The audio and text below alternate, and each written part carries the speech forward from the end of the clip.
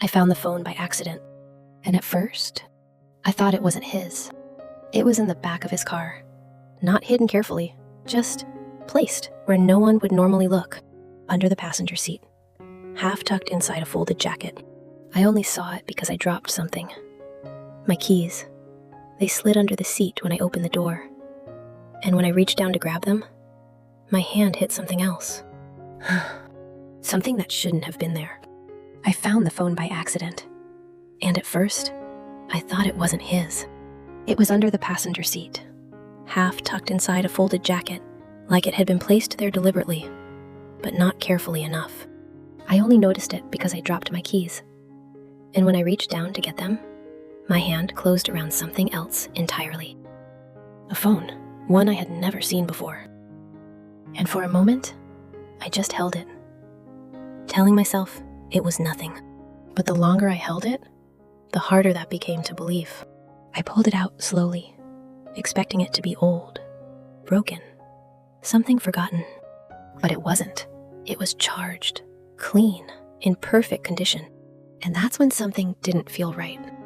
The screen was dark, locked, no notifications, which somehow made it worse, because it didn't feel forgotten. It felt quiet. At first, I tried to explain it away. Maybe it was old. Maybe he had forgotten about it. But it wasn't. It was charged, clean, screen dark, but not dead. Like something deliberately kept silent. And I sat there, in his car, holding a phone I didn't recognize, turning it over in my hands, trying to make it make sense. But one question wouldn't go away. If this was his, why didn't I know it existed? I put it back where I found it, carefully, exactly the same position, like I hadn't touched it at all. And that's when I made a decision I didn't expect. I wasn't going to ask him. Not yet. Because if I asked too soon, he would tell me what I was ready to hear, and I didn't want that. I wanted the truth before it had time to change. The next morning, I acted like nothing had happened. Same routine, same conversation, same normal. But internally, nothing felt normal anymore. Because now I knew something existed that I wasn't supposed to know. And that changes everything. I watched him more carefully that day. Not obviously, just quietly. The way he moved through the house, the way he picked up his things before leaving, the way he checked his pockets at the door. And then I noticed something small. He checked for his phone, but only one. The next morning, I didn't say anything. I just watched him, the way he moved, the way he gathered his things.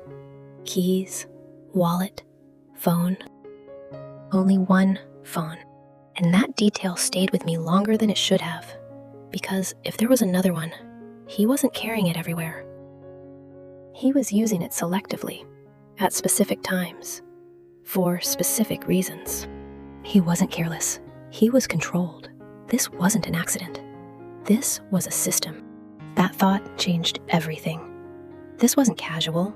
This was intentional, controlled. And somehow, that made it worse. I waited 2 days before going back to the car. Not because I was scared, because I needed to know if it would still be there, if this was temporary, or something ongoing. When I checked, the phone was gone. My chest tightened immediately, because gone didn't mean forgotten. Gone meant he came back for it. Gone meant he knew exactly where it was. 2 days later, I checked again. The phone was gone, and I sat with that for a moment. Because gone didn't mean forgotten.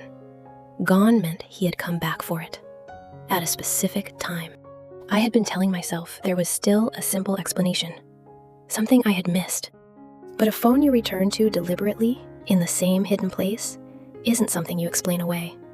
That's something you maintain. That night, he stepped outside, said he needed some air, something he had never done before. And when he came back inside, he didn't bring his phone with him. Not the one I knew. Which meant there was another one. And he had used it outside, away from me, away from the house. That was the moment everything stopped being suspicion. It became certainty. Not the kind that gives you relief, the kind that settles in your chest, like something permanent. That night, he stepped outside for a few minutes, said he needed air, something he had never done before. And when he came back in, something about him felt settled, like someone who had just finished a conversation they had been waiting to have. He didn't have his regular phone with him, which meant whatever he had said it on the other one. And standing there in the kitchen, watching him pour a glass of water like nothing had happened, I understood something I couldn't ignore anymore. This wasn't temporary. This was a part of his life that existed without me. I didn't confront him that night, or the next, because once something becomes real, you don't rush it. You understand it first. A few days later, he left the house in a hurry, said he had to handle something quickly. Didn't take much, just his keys, his wallet, his usual phone. But this time, I didn't stay inside. I followed him. Not close enough to be obvious, just far enough to see where he went. He didn't go far. A quiet street. Parked. Looked around briefly, then reached under the passenger seat and pulled out the phone. I watched from a distance, completely still. He got out of the car, walked a short distance, and then I saw her. She was already there, waiting. Young, maybe 19 or 20. He handed her the phone, like it belonged to her, like this wasn't new, like it was something already understood between them. And I sat in my car, unable to move, trying to process what I had just seen. That evening, he came home like nothing had happened. Same voice, same calm, same easy routine. But I wasn't the same person who had been there when he left. After dinner, I put my hands flat on the table, and I said it simply, without anger, without accusation, just plainly. I followed you today. He stopped, set down his glass, and looked at me with an expression I had never seen before. Not guilt, not panic. Something closer to relief, like someone who had been holding something in for too long and had finally let go. Okay, he said quietly. Just that. Okay. Who is she? I asked. He was quiet for a long moment, long enough that I almost spoke again. Then he said it. She's my daughter. The air in the room changed completely. Her name is Maya. She's 19. Her mother and I, before you and I met, it was complicated. She moved away. I didn't know about Maya until she was almost 16. I sat very still. And the phone? It was hers. She asked me to hold it for her for a few days. She's staying somewhere temporary, has been for a few weeks. Why didn't you tell me she existed? That was the question that took the longest to answer. He looked at the table, at his hands, at everything that wasn't me. Because I didn't know how, he said finally. We had been together for 3 years before I found out about her, and by then, it felt like something I should have said on the first day. And the longer I didn't, the harder it became. I was afraid, he said quietly. Of what? I asked. That you would look at me differently, that you would wonder what else I hadn't told you, that it would change something I didn't want changed. I sat with that for a long time, because I understood the fear. I didn't forgive the silence, but I understood it. You have a daughter, I said. Yes. And she doesn't have somewhere stable to stay. Not right now. I looked at him, at the man I thought I had known completely, at the part of him that had been carrying this, quietly, carefully, alone, for longer than I had known him. Then she should come here, I said. He looked up. What? She's your daughter, which means she's part of our life, whether you told me on the first day or not. He didn't speak for a moment. His jaw tightened, the way it does when he's trying not to cry and failing. Maya came for dinner the following week. It was quiet, a little uncertain, the way new things always are. But it was real, and it was ours.